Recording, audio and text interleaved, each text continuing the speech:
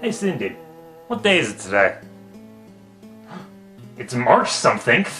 You know what that means? It's springtime! I'm gonna go enjoy the great outdoors! Wait a second. I forgot. That's a terrible idea. But even though it might be ridiculously cold outside, that doesn't mean we can't play games to make us think of the summer days. So let's play one of the summeriest games I know, Samba de Amigo. I first became aware of Samba de Amigo when I was playing Sonic and All-Stars Racing Transformed, the way better than it should be kart racer that features Amigo as a playable character in a couple Samba de Amigo themed levels. By the way, if you haven't played it and you like kart racers, I definitely recommend checking out Sonic and All-Stars Racing Transformed. It's really awesome, even if Team Fortress are dirty cheaters, goddammit! But rage aside, I was blown away by the amount of color and life in the Samba de Amigo stages, and I resolved to pick it up the next chance I got. And the next time I went into a GameStop, I found a copy of it used. For 99 cents. This is a sequel to a game in a classic, fondly remembered franchise, developed by Gearbox, published by Sega. Why was it being sold for a quarter of the price of Sneak King? Ah! You stay away from me, King. That's right. Back off.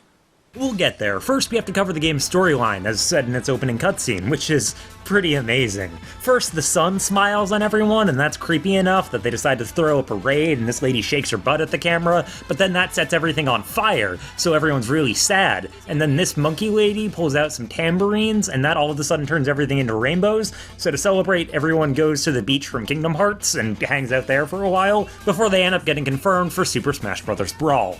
After all that, I was expecting a really complicated, heady storyline, but turns out this game doesn't have one at all. You start the career mode, and then all of a sudden it tells you that you're starting Baby Amigo for 2 days. And you just have to sit there and wonder who Baby Amigo is and why they're challenging you. And the game certainly isn't gonna tell you. But this is a rhythm game, the story doesn't matter, the only thing that matters is the gameplay, so how does this game play? Well, in order to answer that question, we need to first look a little bit into Samba de Amigo's history. It was originally an arcade game and later a Dreamcast game that featured two maraca-shaped controllers that you would shake in order to play the game. And this version of the game is on the Wii. So you know what that means.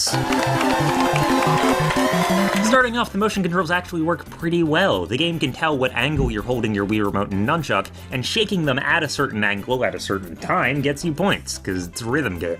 And that's what you do here. It does a nice job of giving you a pretty unique experience without having to buy a special peripheral. You just use the Wii Remote and nunchuck, but the gameplay is different from a lot of other games I've played in the genre. And those good vibes are bolstered by the game's presentation, because this game looks fantastic. Might not be the best graphics ever, but they're so nicely stylized and colorful and just really pretty. Look at that.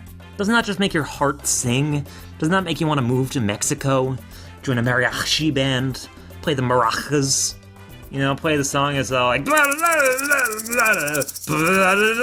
you know the song. After doing well enough for a little while, this guy who's trying his absolute best lets you know that you achieved an unlock by saying, "Unlock achieved!" My gut instinct is to make fun of this guy's voice acting, but honestly, I just love him. I love him so much, he warms my heart. I want him to say that I achieved an unlock every day.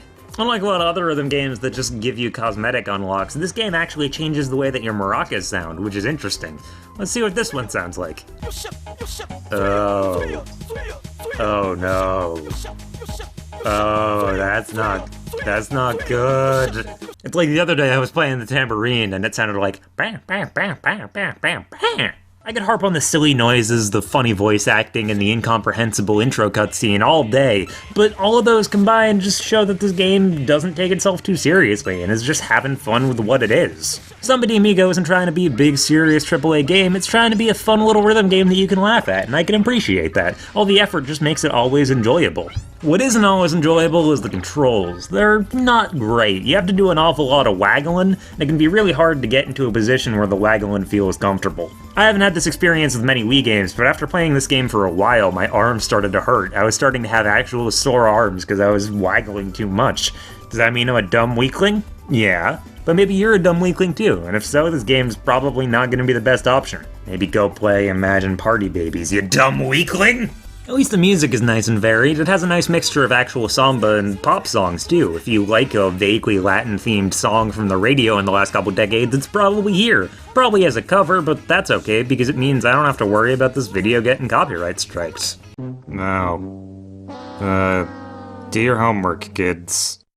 I'm not the biggest fan of too many of the genres that play here, but I never found any song objectionable either. They were all just fun party songs. Every time a song came on, I was just like, oh yeah, is that song? That song's fun. Plus it has this awesome remix of Chumbawamba's Tub Thumping. It's beautiful. That is beautiful sounds. The controls start acting a little wonkier as you head into the harder difficulties. It starts asking for a lot more precision in how you're holding the controllers, precision that the Wiimote and Nunchuck can't really give. On the one hand, Wii Motion Plus would have helped this game a lot, although it came out after the game was released, but even then, you have to use the Nunchuck, and the Nunchuck just isn't precise at all. It barely has any idea what I'm doing with it. Plus, there's the fact that the game works around the angle that you're holding the Wiimote and Nunchuck, but then asks you to shake them, which naturally changes that angle. It meant that I felt like I was fighting the controls a lot more than I thought I should, especially for a rhythm game, a genre where precision is pretty much king. But with a lot of trial and a lot of frustration, I ended up making it to the game's hard difficulty, and... Oh, is that... Oh... 3, 2, 1, go! Ladies and gentlemen, this is Mambo number 5.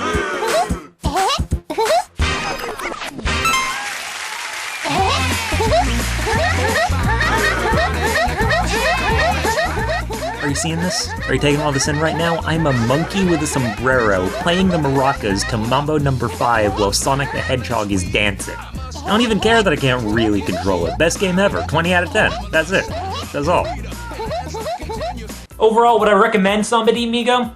It's hard to say. The art style is really nice, but the gameplay is flawed and broken and ruined by spotty motion controls. Overall, I didn't really enjoy playing it too much, and it wasn't that nice of an experience. But shit, it was 99 cents!